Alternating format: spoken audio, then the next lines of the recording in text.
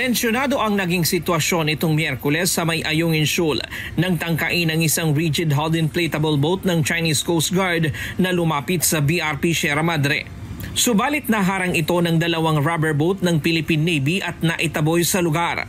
Nagsagawa rin ng iba't ibang aktibidad ang mga barko at sasakyang pangdagat ng China sa lugar. Sa kabila nito, nagbigay ng direktiba si AFP Chief of Staff General Romeo Browner Jr.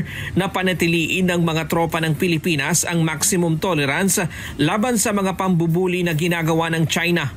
Basta ang guidance namin sa ating mga tropa doon is that they practice maximum tolerance and still observe the rule of law.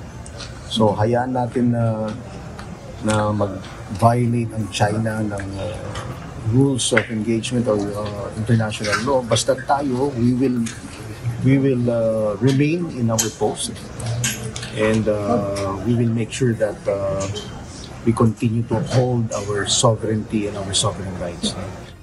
Anya, bagamat matagal nang nakamasid malapit sa bahura ang mga Chinese vessel, hindi pa rin nila papayagan na makalapit sa BRP Sierra Madre ang mga Chinese. Sabi ng general, posibleng reaksyon ang ginagawang aktibidad ng mga Chinese vessel nitong Miyerkules sa nangyaring banggaan sa dalawang barko ng China noong August 11. Ang isang difference, for instance, yung nakita natin na may high-powered firearm na ngayon. Doon sa barko. Mas aggressive. Mas aggressive. Mas aggressive sila ngayon. Mas malapit. This could be a result of yung nangyari na banggaan doon sa Scarborough Shoal. Nagbanggaan yung mga barko nila, napahiya sila doon, no? In the international arena, napahiya sila. And so, I think, yun nga, dahil napahiya sila, mukhang gumagawa sila ng mga hakbangin upang mapahirapan tayo lalo. Gayunman, magpapatuloy pa rin anya ang kanilang rotational and resupply mission sa mga sundalo na nakaistasyon doon sa kabila ng mga panibagong hamon. Nasa kamay na ng Department of Foreign Affairs kung ano ang posibleng implikasyon nito sa temporary provisional agreement ng China at Pilipinas sa lugar. Kung magtatangkang umakyat sa BRP Sierra Madre ang mga Chinese, tiniyak ng AFP na nakahanda ang kanilang tropa doon na pigilan ang mga ito. Ang utos ko ay pigilan, no? Na maka-board yung Chinese dun sa BRP Sierra Madre. Pero sir, special sa ngayon, If they do that, we will prevent them from doing so because by boarding our ship, it's like coming into our territory.